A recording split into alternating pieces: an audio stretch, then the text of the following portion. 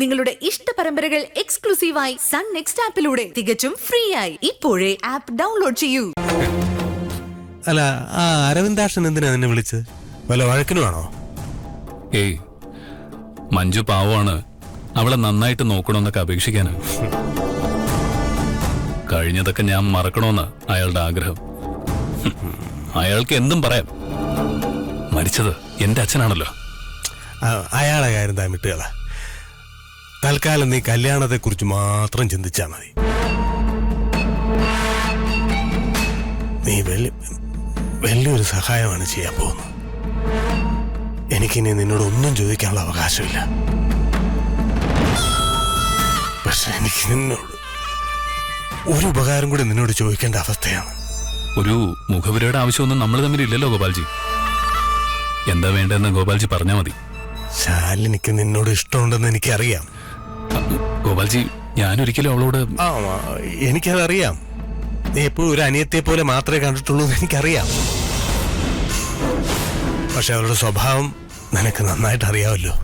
ഭയങ്കര വാശിക്കാരിയാ. ഇപ്പൊ അവർക്ക് നിന്നോട് തോന്നുന്ന സ്നേഹം വെറും കുട്ടിക്കളിയാണെന്ന് അവർക്ക് മനസ്സിലാക്കാൻ ഇനിയും കുറച്ച് സമയമെടുക്കും.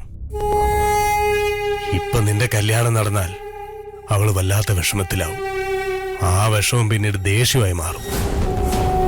ഞാൻ പറഞ്ഞിട്ടാണ് നീ മഞ്ജുവിനെ സ്വീകരിച്ചതെന്ന് അവൾ അറിഞ്ഞാൽ അവൾക്ക് എന്നോട് പകയാകും. എന്റെ മകൾ എന്നെ വെറുക്കുന്നത് എനിക്ക് സഹിക്കാൻ പറ്റില്ല. ഗോപാൽജി ധൈര്യമായിട്ടിരിക്കെ. ശാലിനി ഒരിക്കലും ഗോപാൽജിയെ വെറുക്കില്ല.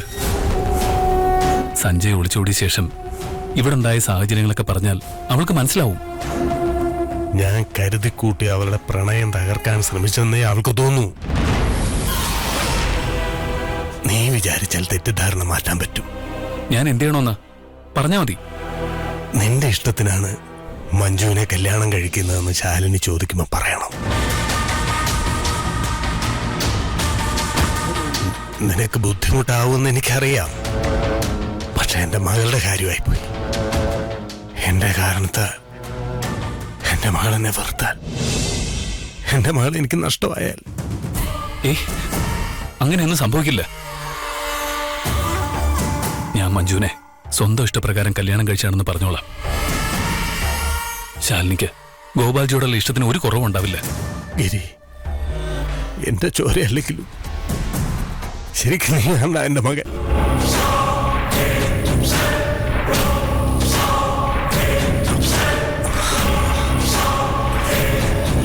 നീ പോയി മണ്ഡപത്തിലേക്ക് കയറി, ഞാൻ പോരാ.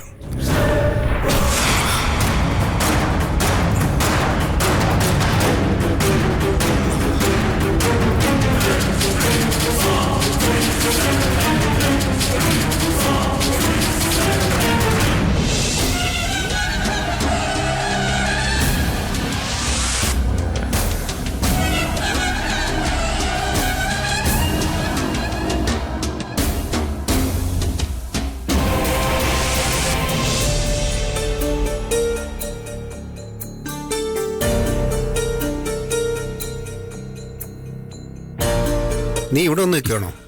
വാ, ചടങ്ങ് തുടങ്ങാറായി. നീ ചെല്ല, ഞാൻ വരാം.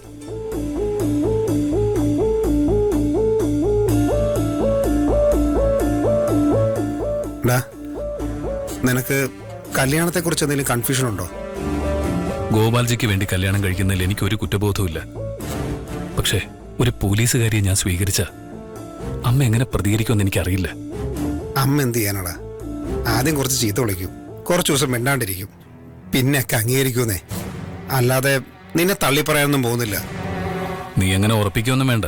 പോലീസുകാരോട് എന്നെക്കാൾ കൂടുതൽ ദേഷ്യം അമ്മയ്ക്ക്. നീ പറയുന്ന എത്ര എളുപ്പത്തില് കാര്യങ്ങൾ നടക്കുമെന്ന് എനിക്ക് തോന്നുന്നില്ല.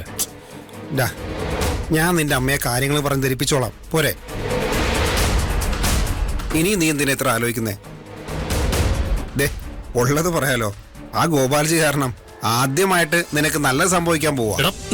വേണ്ട, ചൂടാവൊന്നും വേണ്ട. ഞാൻ ഉള്ളത് പറഞ്ഞെന്നുള്ളൂ. നീ അയാൾക്ക് വേണ്ടിയിട്ട് ഇതുവരെ എത്ര അടിമടി ഉണ്ടാക്കി, പകരം നിനക്കെന്ത് കിട്ടി? അവനെ കിട്ടിയിരുന്നെങ്കിലേ മഞ്ജുവിന്റെ ജീവിതം നരകമായനെ. അവൾക്ക് ചേരുന്ന ആള് നീ തന്നെയാ. നിന്നെ കുടുംബത്തെ അവൾ നന്നായിട്ട് നോക്കും. മഞ്ജു നല്ല കുട്ടിയാടാ. മഞ്ജുവിന്റെ സ്വഭാവം മോശമാണെന്ന് ഞാൻ പറഞ്ഞു. അവള് നല്ല കുട്ടിയായിരിക്കാം, പക്ഷെ എനിക്ക് അവളെ ഒരു പോലീസുകാരിയായി മാത്രമേ കാണാൻ കഴിയൂ. അവള് പോലീസുകാരിയായതുകൊണ്ട് നിനക്കെന്താ കുഴപ്പം? നീ എന്താ ഒന്നും അറിയാത്ത പോലെ സംസാരിക്കുന്നേ? എന്റെ അച്ഛനെ പോലീസുകാരല്ലേ കൊന്നത്? ഞാനൊരു പോലീസുകാരിയെ കല്യാണം കഴിച്ച എന്റെ അച്ഛന്റെ ആത്മാവ് എന്നോട് പൊറുക്കില്ല. ഗിരി, മരിച്ചുപോയവർക്ക് ഈ പ്രതികാരത്തിനൊന്നും ഒരു താല്പര്യം ഉണ്ടാവില്ല. അവരെ പേര് പറഞ്ഞ് പരസ്പരം വെറുക്കുന്നവരൊക്കെ മണ്ടന്മാരാ. മഞ്ജു ഒരു പോലീസുകാരി അതിന് കാരണം അവളുടെ സാഹചര്യങ്ങളാണ്, അല്ലാതെ ഈ ജോലി അവൾ തെരഞ്ഞെടുത്ത് ചെയ്തതൊന്നുമല്ല. അച്ഛൻ മരിച്ച ഒരു കുടുംബത്തിന് അനുഭവിക്കേണ്ടി വരുന്ന പ്രതിസന്ധികളെല്ലാം നന്നായിട്ട് അറിയാവുന്ന നീ തന്നെ ഇങ്ങനെ പെരുമാറിയാലോ? ദേ, ഈ അവസാന നിമിഷം ഓരോന്ന് ആലോചിച്ച് നീ സഞ്ജുവിനെ പോലെ മുങ്ങാൻ പോവാണോ? ഗോപാൽജിയെ ആരുടെ മുന്നിലും തോൽക്കാൻ ഞാൻ സമ്മതിക്കില്ല. അപ്പൊ ഇനി കൂടുതൽ സംസാരമൊന്നും വേണ്ട. വാ, നമുക്ക് മണ്ഡപത്തിലേക്ക് പോവാം. ഇതൊക്കെ ദൈവനിശ്ചയമെന്ന് കരുതിയാൽ മതി. ദൈവം നല്ലത് മാത്രമേ വരുത്തൂ. വാടാ.